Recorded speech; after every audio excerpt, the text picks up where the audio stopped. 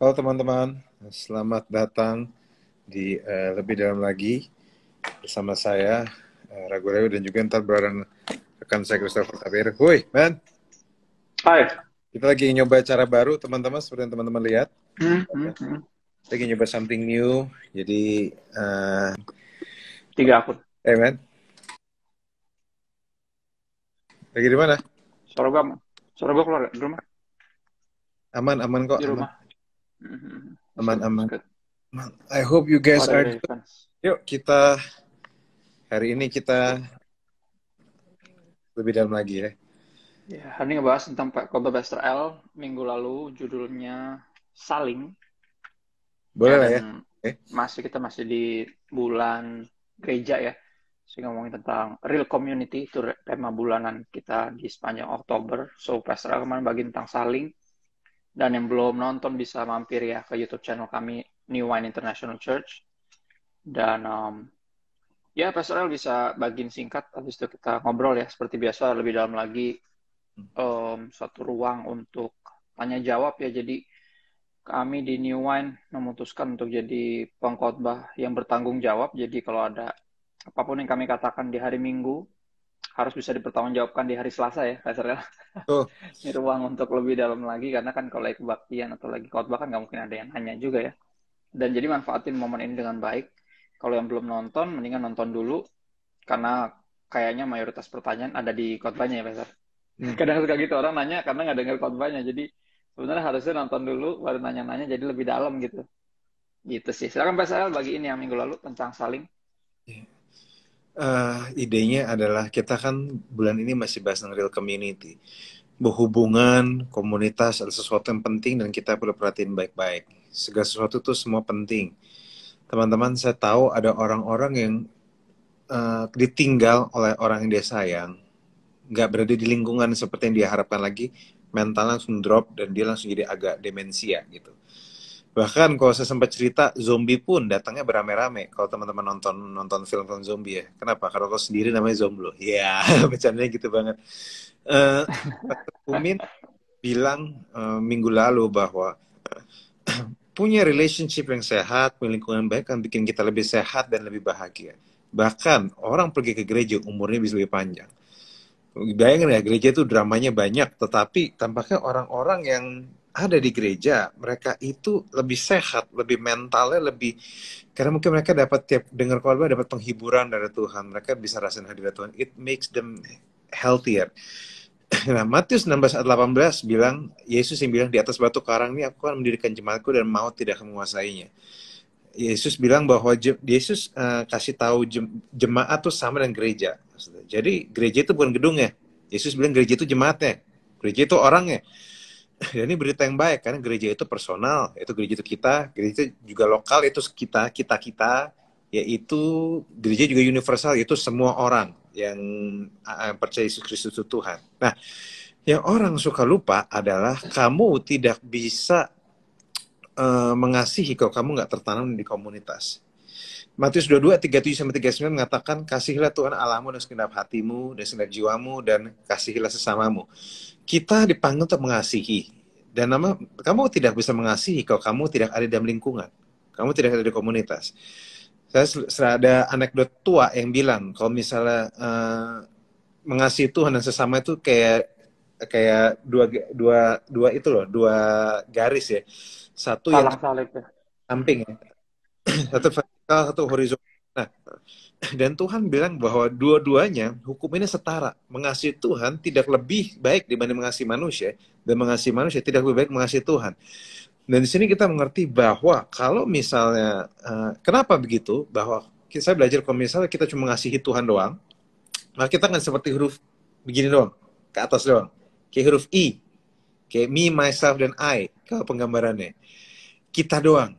Akhirnya kita belajar kalau kita cuma mengasihi Tuhan, nggak mengasihi sesama, kita akan jadi orang-orang paling egois, nggak peduli yang lain, cuma mikirin yang penting hubungan gue sama Tuhan beres, yang penting gue masuk surga, yang lain masuk neraka nggak apa-apa gitu. Dan jadi lu bahkan jadi orang-orang menghakimi sesamamu, orang-orang nggak peduli, oh ya udah Tuhan thank you, saya nggak kayak mereka. Itu tuh, makanya teman-teman mungkin sering ketemu orang-orang nggak mengasihi sama, cuma mengasihi Tuhan dong, akhirnya jadi begitu. Nah, tetapi juga mengasihi manusia dong juga nggak baik. Akhirnya jadi kesana kayak tanda minus kan ya. Minus. Akhirnya baik sama semua orang, sayang semua orang, tapi hati tetap kosong. Hati tetap kosong. Dan akhirnya memang kita butuh dua-duanya, yaitu mengasihi Tuhan dan mengasihi sesama. Nah, justru gara-gara mengasihi Tuhan dan sesama, nah ini cocokologi lagi ya, akhirnya jadi kayak tanda plus. Nah, kalau tanda plus itu ya jadi ada sesuatu yang ditambahkan. Kita juga bisa mengasihi diri kita. Good. Nah, Ya. maka saya tahu ini anekdot tua sih, tapi yang menarik bahwa misalnya damai sejahtera kita, sukacita kita justru lahir pada waktu kita mengasihi Tuhan, sesama dan diri kita. Maka ada istilahnya gini, Jesus, others, by yourself. Nah, Be yourself ya. Joy. jadi Sukacita. Hmm. iya, dan ini yang kita perlu pegang baik-baik teman-teman. So silakan kalau ingin bertanya. Tapi yang tanyanya tuh yang jelas ya, yang sama dengan apa yang kita obrolin ya. Nah, Ya, yang jadi sesuai konteks. Betul. makanya perlu dua-duanya ini agar kita ini bisa terlihat kasih yang sebenarnya seperti apa, kasih yang seimbang. Bahkan Filipi 2:3-4 bilang jangan melakukan sesuatu karena didorong kepentingan diri sendiri atau nyombongin diri. Hendaklah kalian masing-masing dengan rendah hati menganggap orang lain lebih baik dari diri sendiri. Ini Paulus yang ngomong. Perhatikanlah kepentingan orang lain, jangan hanya kepentingan dirimu sendiri. Wah, I think this is very powerful, teman-teman. Bahwa Tuhan dari awal ngomong bahwa kamu nih jangan cuma mikirin dirimu sendiri. Minggu lalu Pastor Chris bilang bahwa humility, kita udah sering ngomong kayak humility is not thinking less of yourself, but thinking of yourself less. Mhm. Bukan Bukan memandang rendah diri kita. dan hati bukannya kita melihat diri kita lebih rendah, tapi kita lebih kurang. Nggak selalu Memikirkan diri kita sendiri. Iya, nggak terfokus ke mikirin diri nggak sendiri. terfokus Betul. kita. Nah, makanya Kejadian 2:18 bilang bahwa kita nggak baik sendiri. Pastor Umin minggu lalu bilang kita keluar dari rancangan Tuhan saat kita sendiri. Dan alone and independent itu dua yang berbeda. Kita perlu independen, tapi kita tidak bisa alone. Contohnya, kita perlu bisa ambil gelas sendiri, kita perlu belajar masak sendiri, kita perlu bisa nyuci sendiri. Tetapi kita nggak bisa sendirian. Dan bahkan kita pun perlu belajar mengambil keputusan yang benar buat diri sendiri. Nah, untuk bisa ngambil keputusan yang benar, kita tuh juga perlu dengar yang baik. Amsal 15:22 bilang, rencana gagal jika tidak disertai pertimbangan. Rencana berhasil jika banyak memberi nasihat. Jadi didapat nasihat. Menarik ya. Banyak yang memberi berarti bukan banyak nasihatnya, tapi banyak yang menasehati ya. Berarti dalam komunitas ya. Iya. Berarti. Banyak yang ngasih nasihat, banyak yang bisa kasih pandangan sehingga kita kalau ngambil keputusan nggak salah gitu maksudnya. Ini penting teman-teman, kita ini perlu untuk dengar banyak orang. Nah, makanya saya selalu ngomong, saya tahu di New Wine itu dibangunnya online kita berkembang, tetapi jangan cuma mikirin online. Kadang kita sebisa mungkin harus datang onsite-nya.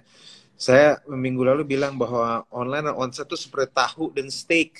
Dua-duanya sama-sama protein, dua-duanya sama-sama bergizi, tapi dua-duanya berbeda.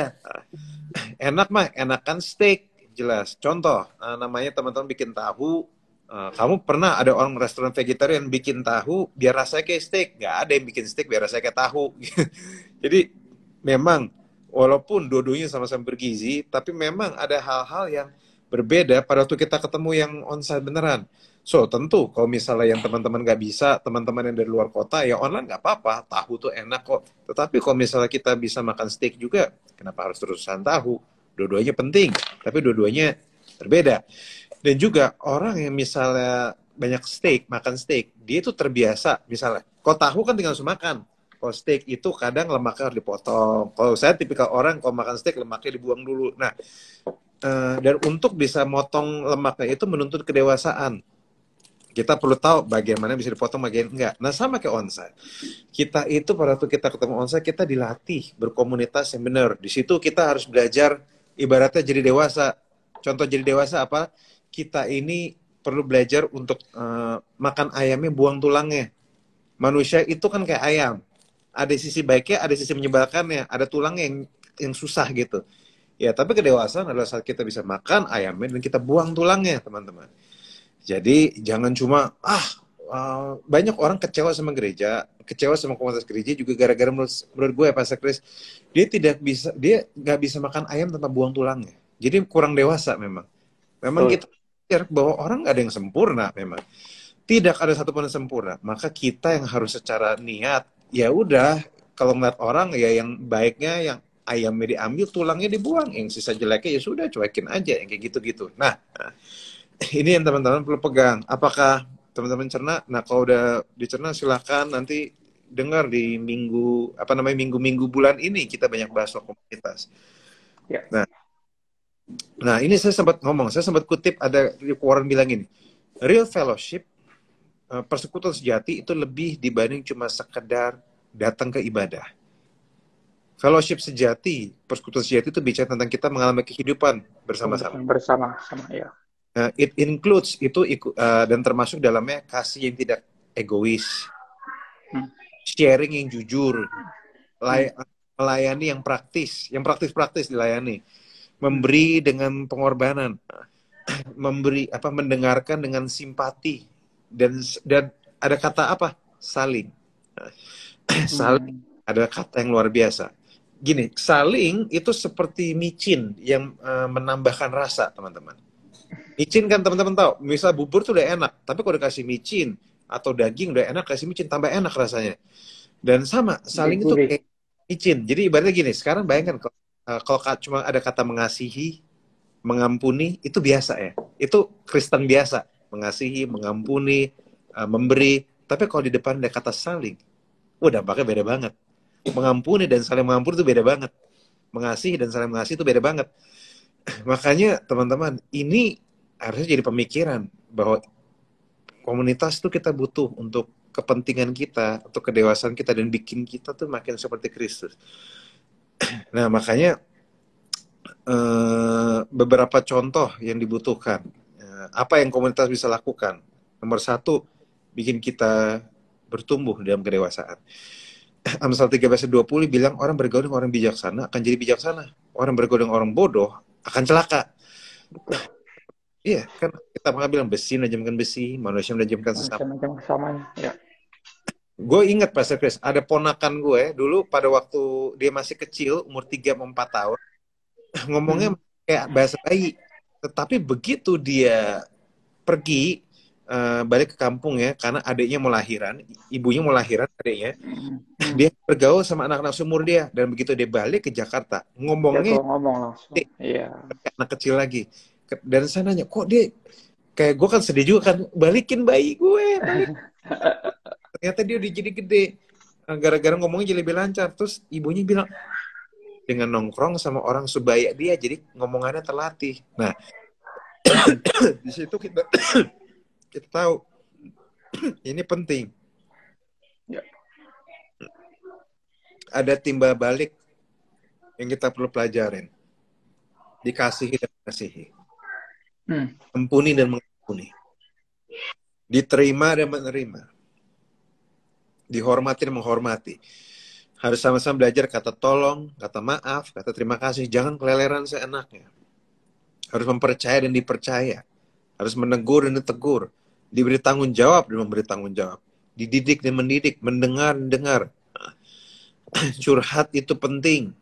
Jadi gue menemukan, Pastor Chris, gue sempat nanya iseng sama teman-teman, sebenarnya ada nggak sih mereka yang paling inget sama apa yang gue bagiin, apa yang gue sharing? Dan banyak orang ngomong macam-macam. Tapi yang cukup banyak adalah setiap kali mereka, ternyata bukan khotbah gue yang mereka paling ingat, tetapi contoh hidup yang gue lakukan pada waktu setiap kali gue ketemu orang ya atau anak-anak di gereja, gue nanya, how are you? Keadaan kamu gimana? Jadi yang bikin mereka ingat ternyata how are you yang gue ngomong, karena mereka menyadari bahwa misalnya, oh ini pendeta gue nih, pastor gue udah peduli banget sama gue ya, nggak cuma ngomongin pelayanan, tapi emang nanya how are you gitu. Nah itu, makanya itu yang perlu kita ngerti. Nah maka teman-teman kalau mau nanya di question box ya, oke. Jadi seperti ini orang-orang yang tertanam ada dalam satu komunitas. Jadi dia ini tidak sekedar jadi orang yang pinter, tapi jadi orang yang simpatik. Karena dia jadi belajar pinter posisiin diri, belajar untuk bisa menghargai orang. Mereka didorong bukan cuma untuk mikir what I can get, tapi what can I give. Apa yang saya bisa beri. Dan salah satu saya percaya bahwa yang di dalam komunitas yang harus kita beri adalah Matius 7:12-14. Segala sesuatu yang kamu kehendaki supaya orang perbuat bagimu, perbuat demikian juga mereka. Kalau kamu dikasihi, kamu dari awal kasihi orang dulu. Timbal baliknya harus ada. Kita ini tarik nafas terus nafasnya dibuang. Tapi sebelum kita harus tulus, tapi satu sisi kita harus ngerti bahwa kita harus memberi dulu. Nah, yang kedua, opportunity. Nah, ini opportunity juga bagus banget nih. Bahwa Yohanes 1:40-41 bercerita tentang satu rasul yang namanya Andreas. Andreas itu bukan rasul yang terkenal seperti Petrus atau Paulus. Tetapi kalau nggak ada dia, mungkin Petrus belum tentu ketemu Yesus. Dia bukan rasul yang mujizatnya mungkin paling banyak. Tetapi kalau nggak ada dia, si anak kecil itu nggak bakal kasih 5 roti 2 ikannya ke Yesus. Dan nggak bakal bisa ada mujizat itu. Andreas punya ministry of connection. Dia nyambungin orang. Dia nyambungin orang ke juru selamat dan nyambungin orang ke kebutuhan. Bisa bayangkan bahwa misalnya teman-teman bahwa orang dan ini guna komunitas. Komunitas juga bisa menjadi jembatan untuk menghubungkan satu orang ke orang lain yang butuh. Ada teman-teman di gereja yang justru gara-gara dia tanam di gereja dan orang jadi tahu kualitasnya dia sebagai manusia. Akhirnya saat ada yang butuh pekerjaan, dia yang direkomendasiin. Dia yang direkomendasiin. Kenapa? Itu kekuatan sebuah komunitas. Kita ini di dalam komunitas bisa latihan jadi connector, menghubungkan satu dengan yang lain, jadi pintu berkat untuk orang lain. Kalau ada orang butuh kerjaan dan ada orang lagi cari orang yang jasanya seperti temannya, kita bisa hubungin. Kita bukan cuma bisa mendekatkan mereka, kita bukan cuma jadi jembatan pada Kristus, tapi kita juga jadi pintu berkat yang real bagi mereka. Itu komunitas bisanya di situ. Ketiga, dorongan dan sukacita. Kisah Rasul 2:46 bilang kok, dengan bertekun dan dengan sehati, mereka berkumpul tiap-tiap hari dalam bait Allah. Mereka memecahkan roti di rumah masing-masing secara bergilir dan makan bersama-sama dan gembira dan tulus hati. Jadi di rumah Tuhan memang harus sukacita, ada tulus hati, dan itu yang coba New One Church bagikan. Kita gereja nggak cuma harus disetresin, datang minggu lagi, dimarahin sama pendeta lagi. No. Kita peduli dengan sukacitamu. Kita nggak bisa atur kebahagiaanmu, tapi kalian peduli dengan sukacitamu. Dan sukacita yang terbaik bagi kami adalah saat kita menyadari bahwa kita dicintai Tuhan dan kita dicintai oleh anak-anak Tuhan. Dan bagi saya juga harus nggak stres-stres banget lah. Kita perlu bisa ada jokes, kita perlu ada humor sedikit, kita bisa ketawa. Asal jangan fokusnya di situ. Kita bisa ketawa dan bisa menikmati firman Tuhan yang kita nggak perlu merasa tertekan lah di situ. Yang keempat, akuntabilitas, keterbukaan. Yakobus 5:16. Kata hendaklah kamu saling mengaku dosamu dan saling mendoakan supaya kamu sembuh. Dua orang benar dan dengan yakin doakan sangat besar kuasanya. Disinilah latihan kita untuk terbuka dan latihan komunitas untuk bisa menerima keterbukaan. Dua-duanya butuh latihan. Komunitas yang sehat itu bukan cuma bicara kita bisa terbuka apa enggak, tapi gimana kita bisa terima keterbukaan. Orang kan suka ajaib, teman-teman. Jadi kitanya juga jangan sukanya diterima tapi nggak bisa nerima. Come on. Nah, yang kelima, love. Kasih itu yang paling penting. Kasih. Kita harus jadi identik dengan kasih. God wants you to love real people, not ideal people. Saat kita bisa mengasihi orang yang nggak ideal, di situ kasih Tuhan sempurna. Justru kasih Tuhan sempurna terlihat daripada waktu kita mengasihi tidak sempurna. Udah itu aja sebenarnya sih. So ya. Jadi gue rasa jelas ya khotbah kemarin, straightforward banget, dan contoh-contoh juga tentang 9 saling yang lu bagiin juga powerful banget tuh. Jadi yang belum nyimak bisa mampir sekali lagi di YouTube channel kami New One International Church, dan ketika ada pertanyaan-pertanyaan lebih lanjut silakan di question box ya, jangan di chat, nanti susah nyarinya. Kalau di question box pasti akan dijawab selama itu nyambung, tapi kalau ada waktu misalnya ada yang nggak sesuai konteks pun juga kita akan coba jawab ya. Yang warna pada akhirnya ya ini kan ruang untuk teman-teman semua ya, untuk lebih dalam lagi gitu. Mungkin khotbah hari Minggu udah jelas, bisa jadi loh kayak gitu kadang ya.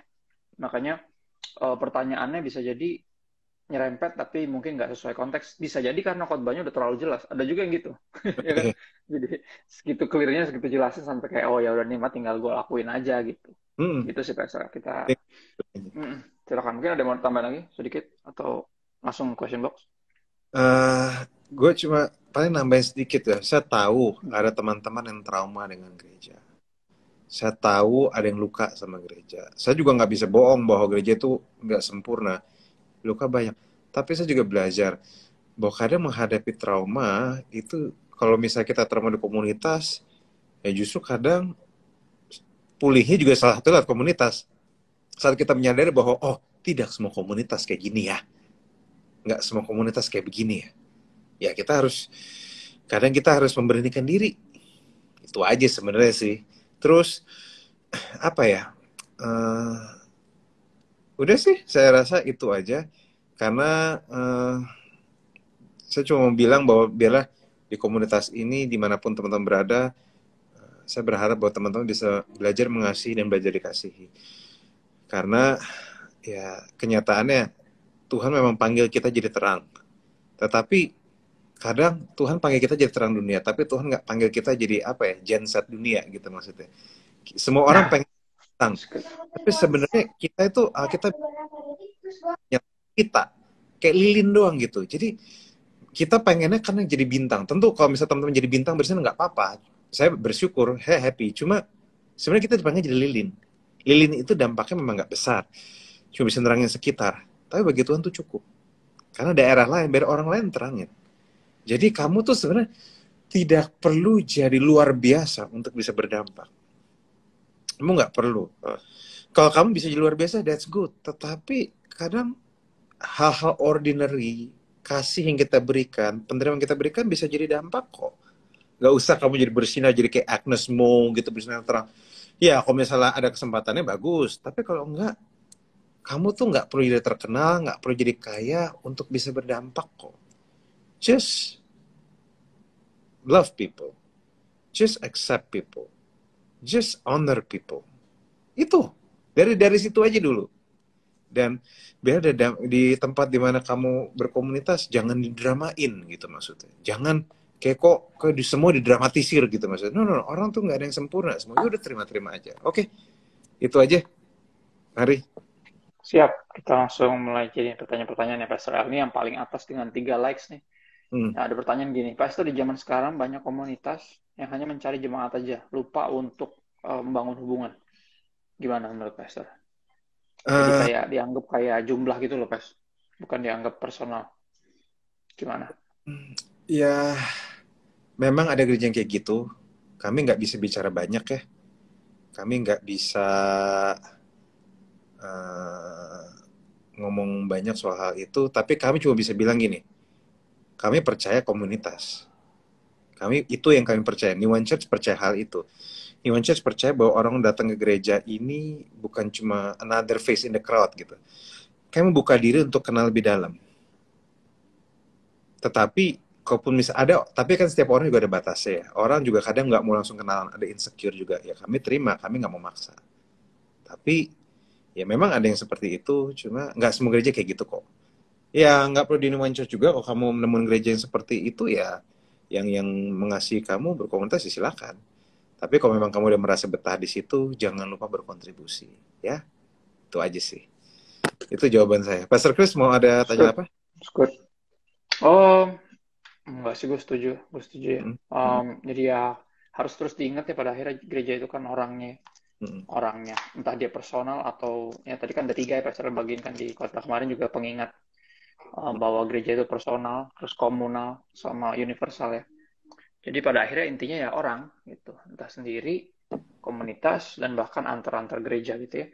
Intinya orangnya kok. Jadi sedih aja kalau masih ada komunitas-komunitas yang cuma ngelihat jumlah tanpa benar-benar membangun hubungan ya between churches atau between people, antar orang. Sedih aja sih kalau masih ada yang kayak gitu, dan buat gue kalau udah berada di gereja yang kayak gitu ya dibandingkan rumah mendingan cari yang lain lah. Kayaknya hidup terlalu singkat ya untuk dihabisin cuman mm, mengkritisi, ngedumel, cari yang lain lah di mana kita bisa bertumbuh sungguh-sungguh gitu. mm, mm. Itu. Terus berikutnya ada pertanyaan ini. eh,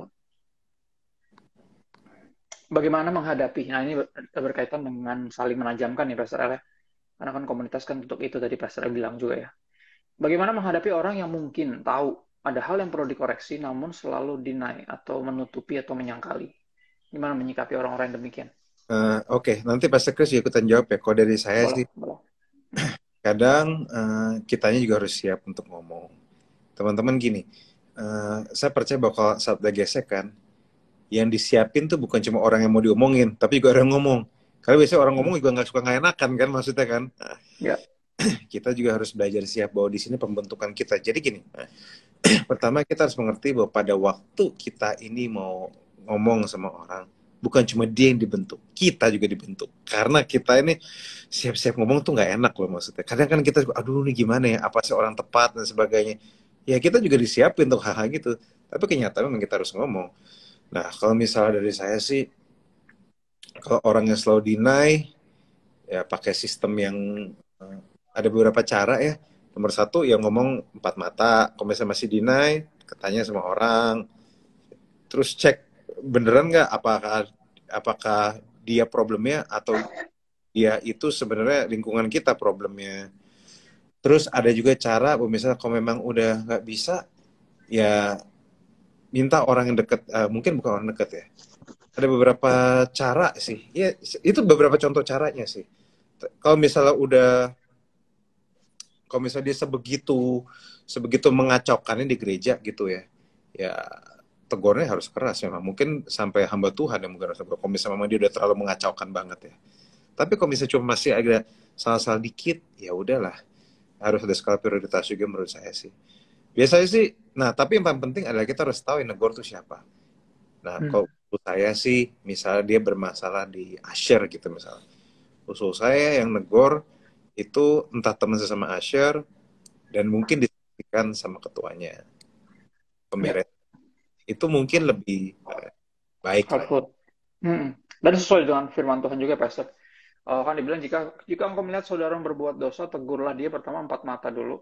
Artinya karena lu yang lihat langsung, lu tegur kalau dia masih menyangkal atau denial tadi, coba ambil dua atau tiga orang saksi yang merasakan hal yang serupa dan melihat hal yang serupa. Jadi biar dia tahu bahwa lu nggak sentimen. Kan kadang gitu ya orang kadang kalau ditegur sama, oh lu emang nggak suka sama gue orang kayak gitu. Padahal kan ada orang lain juga yang lihat, nggak ini kita semua ngelihat kok.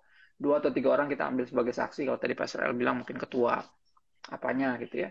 Dan berikutnya kalau masih ngeyel juga yang denial tadi ya kalau ngadepin orang-orang yang seperti ini ya congregations ya Hmm. sebenarnya melibatkan satu komunitas itu untuk menyatakan dengan jujur bahwa ini yang kita rasakan dari kamu gitu maksudnya. Semua kita ngerasain bukan cuma satu dua orang saya doang atau dua tiga orang doang tapi semuanya Ya, ngelihat ini, gitu. Dan ini pun kalau dia nggak bisa diomongin juga ya ini to let it go bukan kita keluarin tapi ya ya lain gue anggap aja. aja emang bukan orang percaya gitu. Bukan orang ada gini orang percaya itu bisa diomongin harusnya. Ya, so Harusnya. ini di Nuance sih belum lama nih baru kejadian kok. Memang ada yang kasarnya agak bikin kasus ya, dan dia Hmm. bukan cuma satu orang, ada beberapa orang kayaknya dirugikan. Banyak orang ya. Dan banyak yang dirugikan, akhirnya tadi cuma diomongin, sama Hmm. akhirnya jadi menyebar, dan akhirnya dengan terpaksa satu komunitas dikasih tahu, nih gini, Betul, betul. Pas tahu dia ini begini, dia bikin kasus, beberapa udah jadi korban, biar nggak tambah nyebar lagi kan gitu kita ya. udah kasih tahu. Kita harus kasih tahu dan dia tampak nggak mau berubah, nggak mau ada pertanggungan jawab. Ya, akhirnya set to melihat ya sedih untuk melihat dia harus pergi gitu. Kita nggak suruh dia pergi, right? Hmm. Dia sendiri yang pasti cabut. Kalau orang kan gini pilihannya selalu gitu ya, lu bertobat atau lu ya pilihannya cuma selalu berubah atau pindah ya. Iya Iya, nggak sih? berubah. Saya Kan juga bicara dengan setiap komunitas kan ada ada tata keramanya sendiri, ada value. Kalau gitu. nggak sesuai pasti akan pindah sendiri biasanya. Hmm. Gitu. Berubah atau pindah pilihannya. Itu sih. Terus ada pertanyaan lagi Pastor. Kita lanjut ya. Oh banyak nih. Ya. Soal relationship, Ini ya nanti kita maju dulu deh. Ini yang mana ya sebentar. nih Ada ada yang nih, nyambung-nyambung jadi ada susah nih. kadang kala ada orang kecewa terhadap pengurus gereja atau komunitas, tapi belum ingin malah ke gerejanya. Iya sih, Hmm, ada sih, banyak sih. sedihnya banyak benar. Ini banyak Jadi sih. kecewa. orang yang kecewa terhadap pengurus atau komunitas, saya blamingnya malah ke gerejanya. Ke gerejanya bisa jadi ya komunitas itu sebenarnya kan komunitas gereja ya, gereja itu kan komunitas orang percaya, kumpulan orang percaya. Lebih ke mungkin satu dua oknum kali ya pengurus. Pengurus kan nggak semuanya juga, ada juga yang helpful dan supportive dan apa bisa jadi panutannya mungkin satu dua orang oknum lah, gue akan sebut oknum ya, bukan kecewa sama pengurus tapi kecewa sama ya mungkin oknum Mm-mm. dari yang ada di gereja itu, di komunitas itu. Blamingnya malah ke gereja secara whole. Gue selalu bilang jangan jangan kayak cuman gara-gara ada sesuatu ketika lo lagi mandiin bayi ya, anak lu masih bayi mungkin lo mandiin anak lu tiba-tiba di dalam bak mandinya tuh ada serangga atau apa terus lu buang sama bayi-bayinya gitu, nggak lu buang airnya aja, bayinya lu angkat gitu. Ya, jadi Mm-mm. jangan sampai cuman karena satu dua oknum lu buang sama gereja-gerejanya lu buang, padahal nggak semuanya seperti itu ya, nggak semuanya seperti itu. Ada di 2 Timotius 2 ayat 22 ya, ini bilang kejarlah um, ibadah dan segala macam itu bersama-sama dengan mereka yang berseru kepada Tuhan dengan hati yang murni. Jadi oknum aja, ada beberapa yang mungkin gesrek tapi nggak semua kayak gitu. Ada juga yang masih berseru kepada Tuhan dengan hati yang murni. Lo kejarlah semua yang bersama-sama. Ya itu sih. Terus Dan gini, pertanyaannya ada yang tadi. gue juga, Pastor Chris, gue Lanjut. Elia. Ya, Elia juga kadang sama kayak jemaat Tuhan, sempat mengeneralisir di hadapan Tuhan. Tuhan, cuma aku doang nih. Ya, tapi Tuhan bilang, Benar, Nabi Elia. ada ribuan orang nggak pernah nginjak berhala. Kita juga jangan Iya. istilahnya kalau misalnya ada semut, kalau misalnya ada semut yang kalau ada lu ada nyamuk apa namanya, kalau ada nyamuk demam berdarah di rumah lu kan nggak berarti lu bakar satu rumah kan, maksudnya yang bener aja gitu. Oh iya benar-benar. Ya. Ya, oke, lanjut. Ini ada pertanyaan yang cukup spesifik ya. Gue coba baca ini dulu ya, karena dia nyambung nih, jadi sambungannya di atas. Apakah saat kita ingin mengenal Tuhan, apakah harus dengan katekumen? Katekumen itu katekisasi ya. Um, uh, Persiapan ya, pembinaan iman menjelang baptisan itu istilahnya. Sedangkan saya masih sembunyi-sembunyi dari orang tua tentang kepercayaan. Terus dia sambung ke atas, soalnya saya masih terkendala dengan persyaratan ya katekumen tadi. Buat gue, kalau lu mau mengenal Tuhan diam-diam ya, dalam tanda kutip ya, nggak mau dalam terang-terangan dan berjemaat, ya bisa mulai dengan ikut komunitas-komunitas atau uh, kelas-kelas yang buat interdenominasi ya, kayak di gereja kami. Kami mengadakan, kita facilitate untuk Bible study tiap hari Rabu malam, itu open for public, siapapun yang mau belajar tentang Alkitab, mengenal Tuhan, tanpa no strings attached ya, karena benar-benar pure kita belajar bareng aja. Itu ada di hari Rabu malam jam 9 pakai Zoom. Terus khusus untuk laki-laki aja ada di hari Minggu jam 9 malam pakai Zoom juga. Khusus untuk perempuan aja juga ada ya, tiap hari Minggu jam 8 malam. Pokoknya kita facilitate semua yang emang mau mengenal Tuhannya masih secara pengen tahu aja lah gitu. Belum pengen masuk lebih dalam komunitas ya, mungkin karena pertimbangan apapun ya. Mungkin kalau orang yang pakai istilah katekumen biasanya Katolik. Oke, kita jarang pakai istilah itu kalau di Protestan, palingan katekisasi. Dan ini mungkin perbedaan kepercayaan itu ya. Mungkin lu berasal dari keluarga Katolik tapi lu pengen mengenal Kristus dengan cara yang Protestan atau dengan cara kayak kita gitu ya. Dan kita feel free untuk selalu open. Ada beberapa wadah yang benar-benar open for public, bahkan ada komunitas pasutri juga yang open for public. Ini setiap Jumat setengah 10 malam, dan itu by Zoom semua, jadi bisa dari mana aja by the way. Kalau yang gitu-gitu, kalau emang punya ketertarikan itu tapi terbatas sama tadi ya, istilahnya syarat katekumen dan segala macam, aku rasa patut dipertimbangkan atau bisa dicoba juga untuk ikut masuk di wadah-wadah yang tadi ya, yang benar-benar nggak ada no strings attached, benar-benar pure buat belajar bareng dan masih sebatas pengen tahu. Cuman kalau masuk lebih dalam ya, berjemaat emang harus masuk dalam komunitas itu. Ada connect group kalau di gereja kami disebutnya, mungkin kalau di tempat lain komsel gitu ya. Dan itu emang buat mereka yang benar-benar mau tertanam dan berkomitmen dengan semua, karena sekali lagi setiap rumah tangga, setiap komunitas itu pasti ada sopan santun, ada tata keramanya, ada values yang mesti dihargai bersama dan dihormati bersama dan ditaati bersama gitu. Itu sih paling kalau saran gue buat siapapun yang bertanya nih, sahabat kita ya. Mudah-mudahan helpful. Pastor mungkin ada yang bertambahin. Udah, idem. Udah lengkap banget. Oh ya. Siap, kita lanjut. Oh,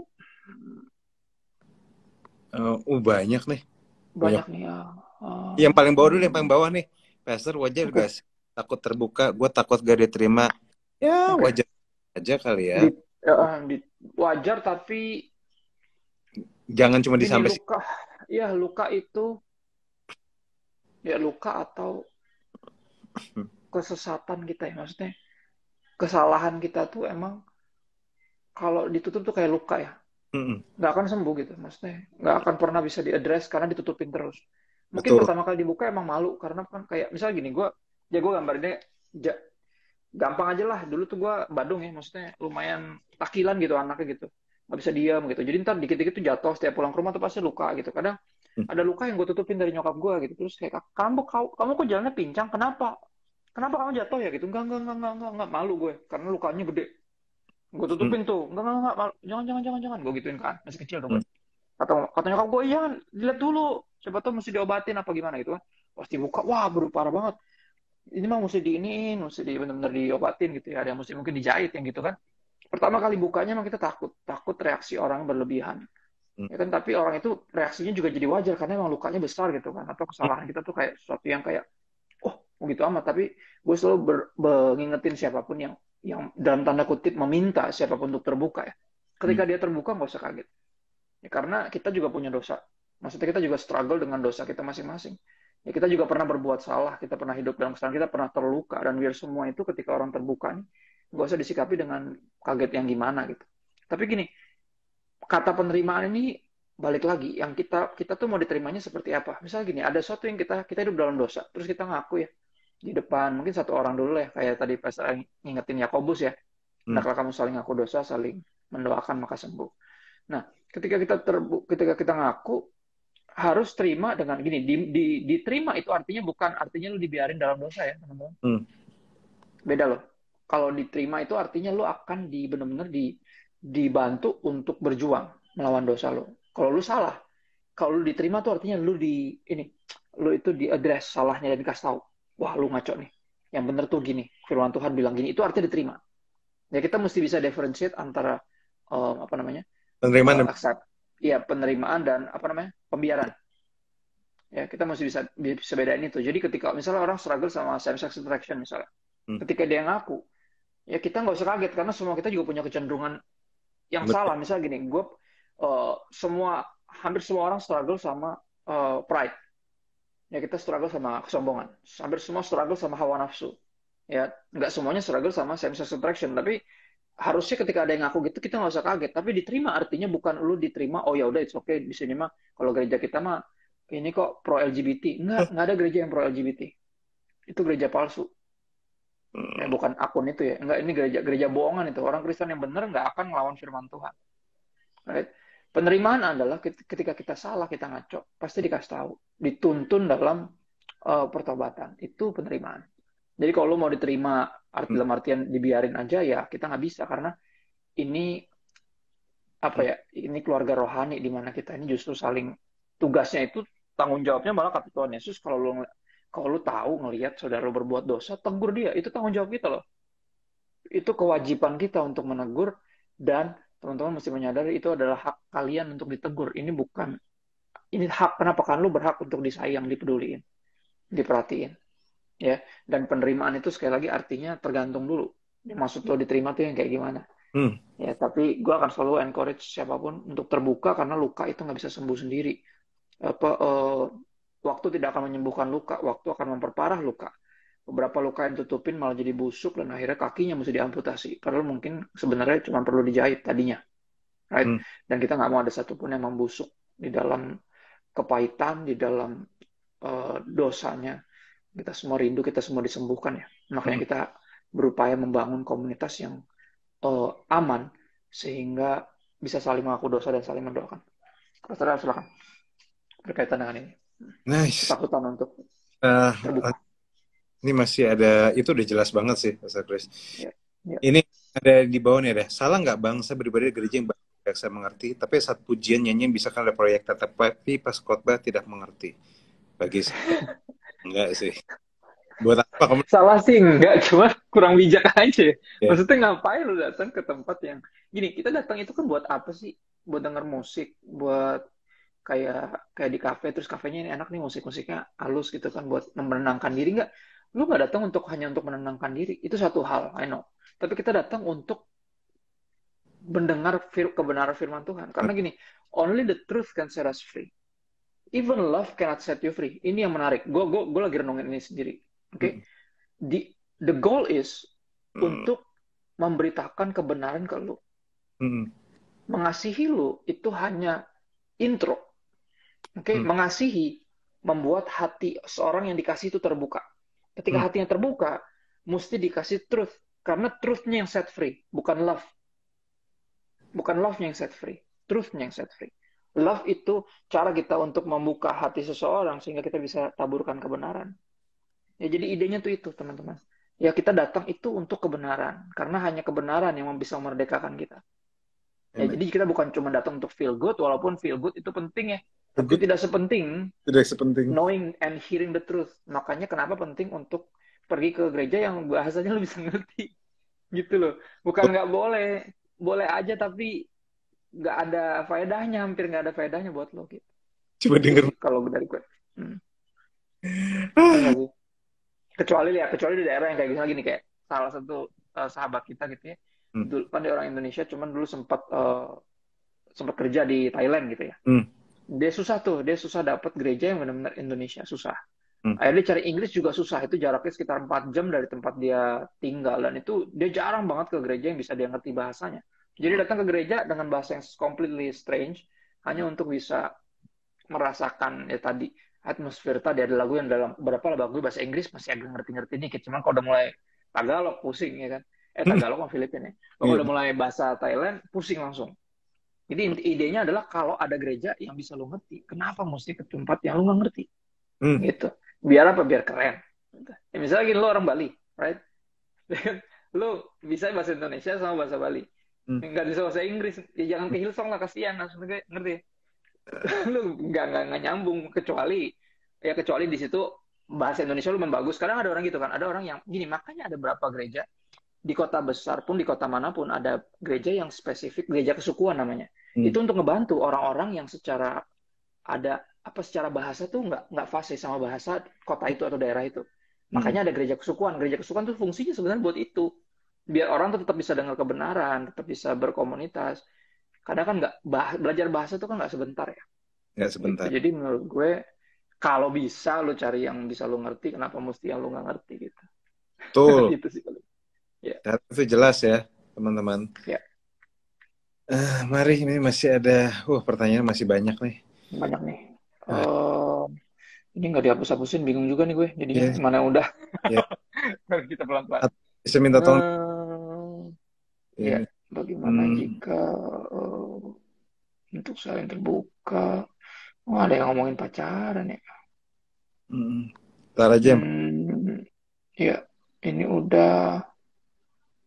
Oh, ini ada yang connect nih. Kayak tadi kan gue sempat ngomong tentang LGBT juga. hmm, Pastor, sebenarnya yang disebut kasihi orang yang benci dosanya itu gimana ya? Ini hmm, bicara tentang penerimaan ya, Pastor ya. hmm, Ya kan? Dalam komunitas kan penting ya. hmm, Untuk hmm, saling ya. Saling kan termasuk saling menerima ya. hmm, Gimana? Dia bilang yang disebut kasih orang yang benci dosanya itu kayak gimana? Misalnya orang ngaku gay gitu ya. hmm, Itu kita penerimaannya sejauh apa? Padahal ya kita gak setuju. Maksudnya itu kan dosa ya. hmm, Yang harus diperangi. Jadi kalau dia masih terus melakukan dosa itu, apa kita harus menjauhi, tegur, kelas lalu pergi? Ya, atau mesti gimana? Ya pada akhirnya gini, gereja itu ruang juang. Gue selalu menyebutnya, menganggapnya sebagai ruang juang. Jadi siapapun dengan dosa apapun yang lagi berjuang melawan dosanya, ini tempat yang untuk lo. Gereja tempat buat lo. Tapi untuk siapapun yang embrace dosanya, artinya mau hmm. hidup dalam lifestyle itu, gereja bukan tempatnya. Karena di sini adanya kebenaran, bukan pembenaran, teman-teman. Ya, di sini semua kita punya struggle sama dosa masing-masing. Gak ada yang lebih berdosa, lebih najis, atau lebih kudus dari yang lain. Gak ada. Semua Tuh. kita pendosa yang lagi berjuang melawan dosa kita. Nah, gereja itu adalah bawah kaki salib, di mana kita semua bersujud. Semua kita termasuk gembalanya, pastorsnya, semua tuh pelayannya, semua bersujud di bawah kaki salib dan kasih tahu sama orang yang baru datang, there's room for you. Yuk ikut bersujud yuk di sini. Amen. Kita berjuang bersama-sama. Ya, Jadi kalau dia hidup dalam itu dan mencari pembenaran, ya nggak akan ketemu, nggak akan Hmm. ketemu, ya nggak akan nyambung, nggak akan bisa ada di gereja. Bukan nggak boleh, tapi nggak akan nyambung juga. Value-nya different. Lu akan lama-lama lu pasti cabut sendiri karena nggak ada, nggak ada, karena Alkitab dengan straightforward bilang bahwa itu dosa. Ya, dosa harus diperangi, harus dilawan. Ya, harus kita bertobat di dalam pertobatan, dan selama dalam pertobatan berjuang melawan dosanya ada ruang ya untuk di dalam gereja, ya ada ruang di gereja, dalam komunitas. Itu aja Betul. sih paling patokannya kalau dari gue ya. Pastor mungkin ada yang mau tambahin. Itu saya setuju. Selama masih ada perjuangan, ya just stay there. Sebenarnya kebajuan tidak ada yang ngusir sih ya. Nggak Tetapi ada. itu sudah beda nilai. Itu misalnya Konflik pasti value-nya. pasti konflik dan dia ntar kesel sendiri, Betul. ya pergi juga nggak apa-apa maksudnya kita. Tapi kalau dia balik ya nggak apa-apa juga maksudnya. Ya things Iya, like kadang selalu yang gitu Pastor. Ada yang ngerasa dia benar, hmm, ya dapat dukungan dari yang lain-lain, dan dia paksain gerejanya harus nerima gitu. itu Nggak bisa. tapi nggak. Every church has their own value, dan value kita biblical khususnya dalam isu ini LGBT ini. Mm-mm. Jadi ketika lu mencari pembenaran nggak akan ketemu. Kita akan terus beritain kebenaran, dan kalau lu ngerasa itu mestinya lu diterima apa adanya dan dibiarin, lu akan gerah Mm-mm. sendiri, pasti benar kata Pastor. Week in and week out dari mimbar pasti lu akan dengerin kebenaran. Dan orang yang terus hidup dalam dosa pasti nggak akan betah dengar kebenaran. Postingan gue tadi pagi ya kan, in order untuk kita bisa menerima kebenaran, kita harus menyingkirkan semua yang jahat, najis, dan kotor dari dalam diri kita. Mhm. Jadi nampaknya dua itu nggak nyambung tuh. Incompatible lah bahasanya. Kalau Kompet pakai laptop ya lu paksain dua dua software itu pasti crash crash. laptop lu. Karena nggak compatible, kasar bahasa software ya. Ada beberapa software yang nggak nyambung, mungkin sama hardware juga jadi kena. Hmm. Itu yang coba, kalau itu yang terjadi ketika kita coba paksain gereja untuk, kalian gimana sih, seluruh dunia udah nerima, masa gereja begini? Loh, gereja itu value-nya adalah firman Tuhan. Kalau dunia ini ngelawan Tuhan, kita nggak akan ikut-ikutan ngelawan Tuhan dong. Betul. Kita nggak Justru bisa. kita harus tetap sesuai dengan firman Tuhan. Kalau enggak, kita apa bedanya sama dunia ini? Hmm. Gitu. Jadi nggak bisa kita memaksakan itu. Katanya mesti belajar menerima. Lu juga mesti menerima. Nggak gitu bentuknya. Itu namanya lu maksain. Beda. Menerima sama maksain kan dua makhluk yang berbeda. Ya, Ini masih ada banyak banget pertanyaannya, sumpah. boleh. Kita akan jawab sebisa kita. Ini ada gini. Ya. Bagaimana jika untuk saya terbuka masih ada ego masing-masing untuk merasa benar? Ya, kalau misalnya di dalam komunitas ada dua-duanya merasa benar, ya panggil ada satu orang tengah jadi jurinya situ. Dia yang kan gitu Ya. aja. Nah, itu praktisnya gitu sebenarnya. Oke. Ya. Ini ada. Ini dia. Saya baru pindah kota lain untuk kerja, dan 3 bulan ini saya ikuti salah satu gereja. Nah, aneh nggak sih rasanya ada pengumuman di gereja yang suruh Apa? apa nih sambungannya mana? Ntar. Yang suruh, wah ini lah pusing kalau gini. Nggak tahu nih. Yang Itu suruh apa? Suruh putus. Nah, suruh coba suruh apa? Gue nggak memberi, nemu, cuma 2, padahal dia mesti 3 nih. Suruh ngapain gitu? suruh perpuluhan, kalau nggak dikutuk, kalau nggak gue curiga yang gitu. Karena saya bergereja sana tapi nggak follow up, mesti gimana Pastor? Nah ini nggak tahu deh. Tunggu, maaf ya, kamu tanyanya ntar tunggu penjelasannya baru kami bisa proses pertanyaannya. Proses. Kadang follow up juga butuh waktu ya, teman-teman mesti ngerti. Misalnya gini, lo join ke gereja yang lumayan rame nih. Kemana ada pertanyaan soalnya ngomong ke gua. Dia gereja di satu gereja yang jumlahnya lumayan rame, dan gerejanya kayaknya lumayan agak kelabakan masalah fasilitator ya. Jadi dia itu bilang, gue udah sebulanan sih sebenarnya gini daftar di online, cuman kayak belum ada follow up. Padahal gue tahu gue perlu komunitas dan segala macam. Gue bilang ya antara lu nyodok masuk langsung bilang, gimana? Saya udah daftar kemarin, biar mereka ingat, atau lu cari gereja yang lebih kecil, yang jumlahnya jemaatnya nggak terlalu banyak. Ya, yang bisa lu mungkin, asiknya kalau nggak terlalu banyak tuh kan lu bisa sampai personal banget sama gembalanya, kadang sama gembala dan istri gembalanya bisa deket banget karena emang bener-bener memungkinkan untuk satu-satu gitu lah, ngerti? Jadi buat gue, coba deh ya, jangan menyusahkan diri lo sendiri. Kalau lo tahu itu susah, loadingnya lama, loadingnya prosesnya lambat, ya coba cari yang bisa lebih cepat. Kalau emang lo perlunya urgent, karena sekali lagi semua kita itu bener-bener terima nggak terima kita menyadari bahwa nggak baik kita sendiri. Oke. Makanya emang kita rindu banget buat komunitas. Lanjut. Hmm, ini Oh, gereja Hokim Tong sendiri gimana bro? Aduh, kita nggak mau gereja sebutin lain. merek. Kita, Nggak masalah. Buat gue tiap gereja punya value. Kalau lu ngerasa nggak nyambung, ya jangan paksain diri lu ada di sana. iya, Itu aja. kita nggak Apapun gerejanya, denominasinya apapun, merek gerejanya apapun. Kalau lu hmm, nggak ngerasa value lu sejalan, nggak dapat. bisa jalan bareng. Kita jalan bareng kan karena ada tujuan bersama ya. Kalau lu ngerasa tujuannya nggak nyambung, Iya. Lagi pul ya, tapi ada dan lihat mereka ya selama mereka percaya Yesus Kristus Tuhan Juru Selamat dan Allah sendiri ya ya. udah. Di atas sebulan sebenarnya kalau nggak di follow up nih, balik ke follow up ya. Hmm, Mending lu cari yang lain deh. Itu berarti keselip tuh. Antara keselip atau emang bener-bener nggak semangat banget dia menghadapi Jumat baru ya. emang, Intinya nggak nyampe lah sebulan sih, gila juga sih sebulan. tapi kenyataannya kalau dari Hmm. pandangan gue ya, dari Hmm. sih keselip tuh bisa banget sih. Nah, Bisa banget ya. beberapa kali itu maksudnya sampai orang kita sampai timnya sampai kita aduh gak enak banget kita. Iya, sorry Ya, banget. Gini kita nggak ini. Bisa jadi, sangat mungkin. Ya tapi kesalahan satu, sistem apa apa, apalagi pakai online ya. Bisa jadi, bisa banget. Jadi kalau satu lu gue agak pelajari. muka tembok, langsung ngomong aja. Ya, Nggak apa-apa. ya. Nah, itu nggak apa-apa sih. Kayak soalnya gini, Betul. kita itu sebenarnya sayang jiwa-jiwa. Tim kita itu sebenarnya sayang jiwa-jiwa. Tapi kadang kita itu nggak tahu kenapa namanya sistem bisa tiba-tiba keselip aja Ada gitu. miss-nya aja, bener. Pasti ada selip. Dan itu sangat manusiawi sekali. Ya maaf, Gitu. maaf. Cuma itu yang bisa kita rilis. Iya, betul. Bukan yang nggak mau perhatiin. Bener, bener, bener, bener. Nah ini Pasti nggak ada maksud lah nggak merhatiin. Ya. Pastor, jika kita sebagai pelayan full timer, tapi kita ambil kerjaan part time karena situasi bagaimana ya? Bagaimana ya? Hmm, tergantung kebijakan gerejanya. Mm-mm. Maksudnya, kalau lu full time di sekretariat yang tiap hari harus masuk, ya idealnya lu ngambil kerjaan di tempat lain lah. Kalaupun lu mau part time, minta izin. Karena gini, di kantor pun, kalau kita ketahuan tanpa izin kita kerja Mm-mm. ngerjain yang lain, Mm-mm. pasti kan bermasalah gitu loh. Maksud gue kalau di kantor kenapa lu bisa fair, tapi di gereja lu menuntut lebih gitu loh. Bahwa kayak, nah aja full timer apa sih artinya? Mm-mm. Ya kan, full timer itu kan berarti dalam tanda kutip, lu dibayar untuk melakukan itu kan. Mm-mm. Full timer kan beda sama lu emang kayak emang volunteer ya, itu lain. Lu volunteer ya feel free lah lu mau ngapain karena nggak terikat sama sekali kan, lu terikat Betul. karena benar-benar lu mau melayani Tuhan dan emang lu terbeban, jadi nggak ada yang macam-macam. Cuma kalau udah full time ya lu ngertiin aja artinya full time gimana sih. Mm-mm. Full time tapi setengah-setengah atau seperti 3/4 seperempat ya nggak bisa. Kalau emang kurang mau perlu tambahan ya coba ngomong, mungkin bisa dilebihin, bisa dinaikin kalau memungkinkan buat gerejanya. Tapi kalau enggak ya minta keringanan waktu untuk misalnya kayak misal lu mesti baliknya kalau full time misalnya balik masuk jam 9 balik jam 5 tuh umum ya 9 to 5 ya.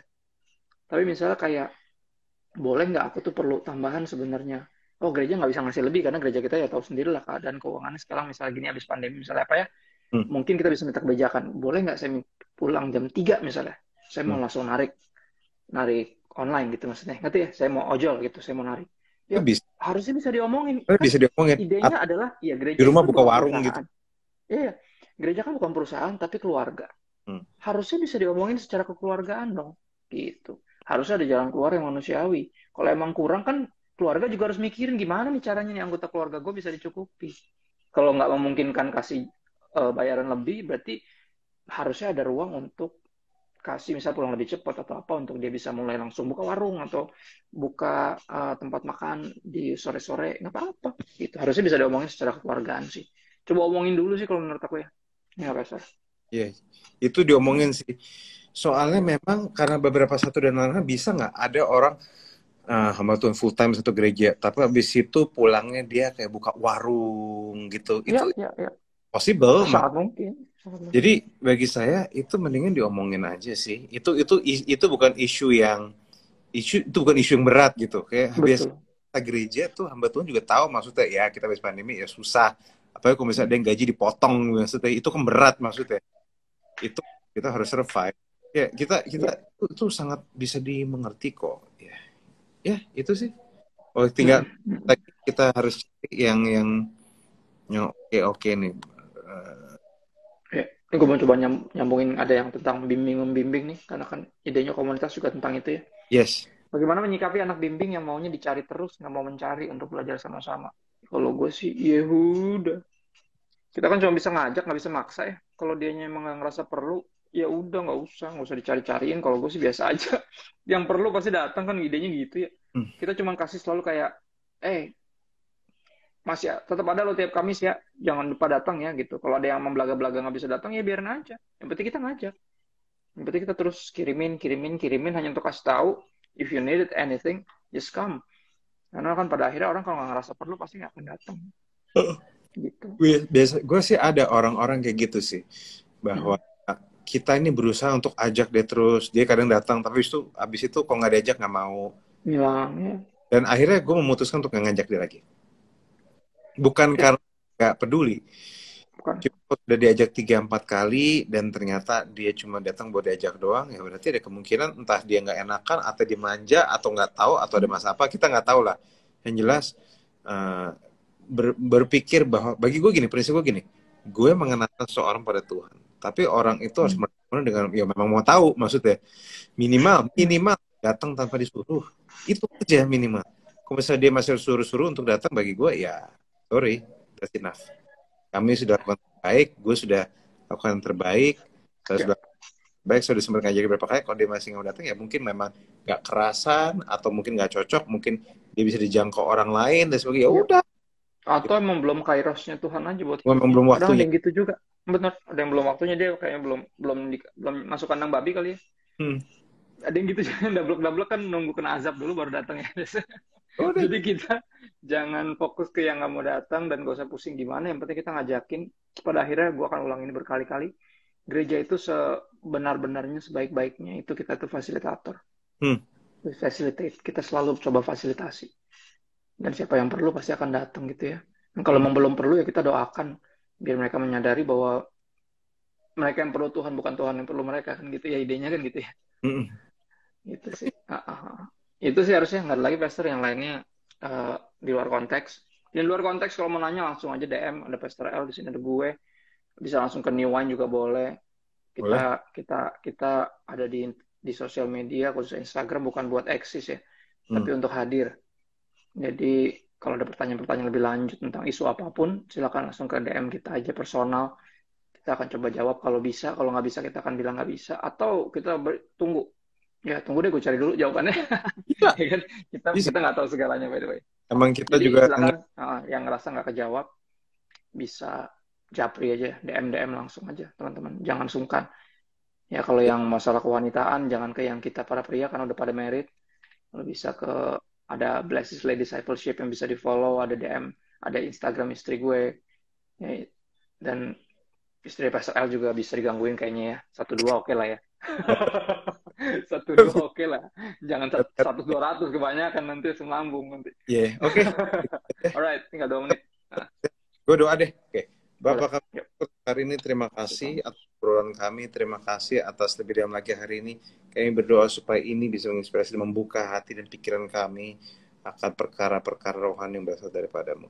Kami berdoa Tuhan, biar kamu buka hati dan pikiran kami lebih dalam lagi, dan biar Roh Kudus kau bekerja di dalam acara ini sehingga teman-teman yang bisa mendapatkan jawaban dan mereka bisa belajar sesuatu, Tuhan. Terima kasih Bapak atas kebaikan-Mu. Di dalam nama Yesus. Amin. Bless you. Amen. Thank you. Thank you everyone for tuning in. See you around. God bless.